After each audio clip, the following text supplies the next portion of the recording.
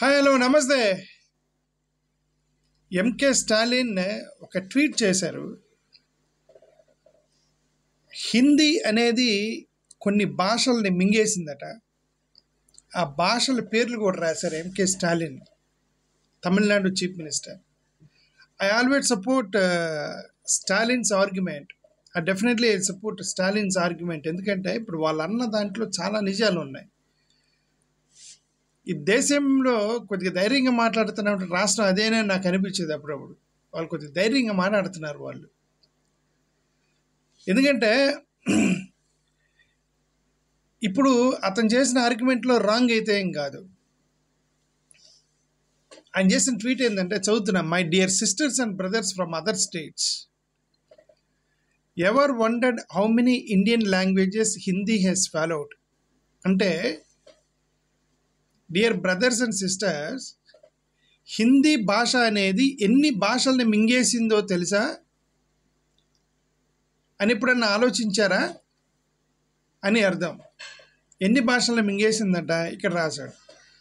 Bhojpuri, Maithili, అవాధ్, బ్రాజ్, Bundeli, Garhwali, కొమయోని, Magahi, మర్వారి, Malvi, Chhattisgarhi, Santali, Angika, Ho, Kharia, Khortha, Kurmali, Kurukh, Mundari and many more gasping for survival. అంటే ఈ భాషలన్నీ కూడా యాక్చువల్గా హిందీ స్టేట్లు కాదు ఇవి.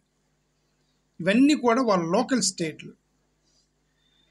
ఈ లోకల్ స్టేట్లో ఉన్నటువంటి ఈ భాషలు మొత్తం కూడా హిందీ స్ప్రెడ్ అయిపోయింది అక్కడ. ఎప్పుడైతే హిందీ స్ప్రెడ్ అయిపోయిందో, Hindi is nothing but Sanskrit నుంచి వచ్చినటువంటిది. మరి హిందీ అనేది damn sure it is from Sanskrit అనుకుంటుంది. Origin is from Sanskrit. So మన దాన్ని క్లియర్గా చూస్తే హిందీ ఆరిజిన్ సంస్కృత్ అనుకుంటా. ఎస్, హిందీ అనేది ఇట్ ఆరిజినేటెడ్ ఫ్రమ్ సాంస్క్రిట్. మనకు తెలిసి సాంస్క్రిట్ ఎక్కడి నుంచి వచ్చిందో. It is an ancient Indo European language. Sanskrit is Indo European language. Indo European language అంటే ఐరోపా దేశంలో నుంచి భారతదేశానికి వలస వచ్చినటువంటి వాళ్ళు తీసుకొచ్చిన భాష సాంస్క్రిట్. ఆ సాంస్క్రిట్ నుంచి ఎమర్జ్ అయినటువంటి భాష హిందీ. ఆ హిందీ భాషని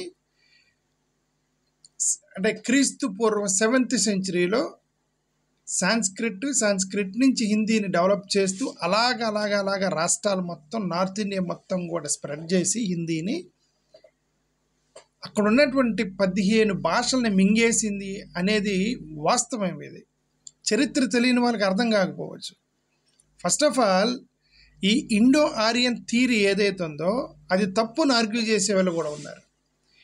ఇది వెస్ట్రన్ హిస్టోరియన్స్ స్ప్రెడ్ చేసినటువంటి ఫేక్ న్యూస్, బ్రిటిషర్స్ స్ప్రెడ్ చేసినటువంటి ఫేక్ న్యూస్ అని వీళ్ళు చెప్తున్నారు. కానీ ఇక్కడే కాదు, అమెరికా అనేది ఇట్ ఈజ్ నాట్ అక్కడక్కడ ఆరిజినేట్ అయినటువంటి దేశం కాదు.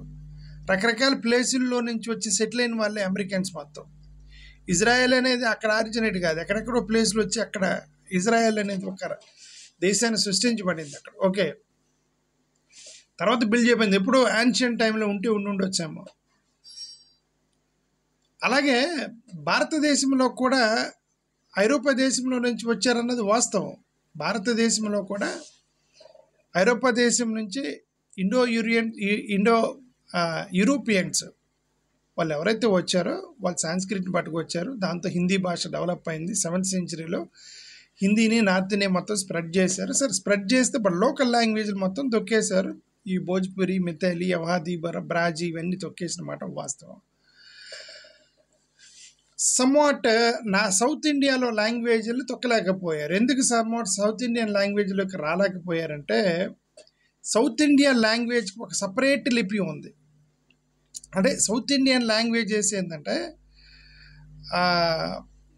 మరి అది ఏ రీజన్ ద్వారా కానీ ది ఎఫెక్ట్ ఆఫ్ ఎడ్యుకేషన్ పెరగటం కానీ,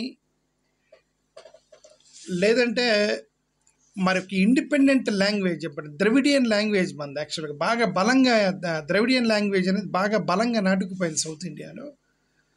లిపి కంప్లీట్గా డిఫరెంట్గా ఉంది.